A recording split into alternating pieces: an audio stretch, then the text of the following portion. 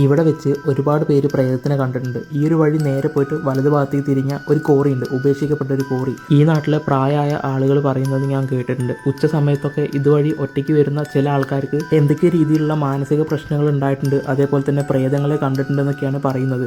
ഞാനും ഇപ്പോൾ ആ ഒരു സ്ഥലത്തോട്ട് പോകാനായിട്ട് പോവാണ്. എന്തെങ്കിലും രീതിയിലുള്ള പ്രശ്നങ്ങൾ അവിടെ ഉണ്ടോ ഇല്ലേ എന്നുള്ളത് നമ്മൾ നോക്കുന്നതായിരിക്കും. എനിക്ക് അവിടുന്ന് എന്തെങ്കിലും രീതിയിലുള്ള പാരനോർമൽ ആക്ടിവിറ്റികൾ സംഭവിക്കുകയാണെന്നുണ്ടെങ്കിൽ അത് നിങ്ങൾക്കും കൂടെ കാണിച്ചു തരുന്നതായിരിക്കും. നമ്മളിപ്പോൾ ആ ഒരു കോറിയുടെ അടുത്ത് എത്തിയിട്ടുണ്ട്. പക്ഷെ മൊത്തം കാട് പിടിച്ച് കിടക്കുകയാണ്. അതിൻ്റെ ഉള്ളിൽ കയറാൻ നമ്മളൊരു വഴി കണ്ടുപിടിച്ചിട്ടുണ്ട്. അപ്പോൾ എന്തായാലും കയറി നോക്കാം. ഞാൻ നിങ്ങൾക്ക് വേണ്ടി ഇത്ര റിസ്ക് എടുക്കുന്നതല്ലേ, പറ്റുവാണെങ്കിൽ ഒന്ന് ഫോളോ ചെയ്ത് വെച്ചേക്കാം. ഞാനിപ്പോൾ ആ ഒരു കോറിയുടെ സെൻറ്ററിൽ എത്തിയിട്ടുണ്ട്. കറക്റ്റ് നടുഭാഗത്താണ് ഞാനിപ്പോൾ നിൽക്കുന്നത്.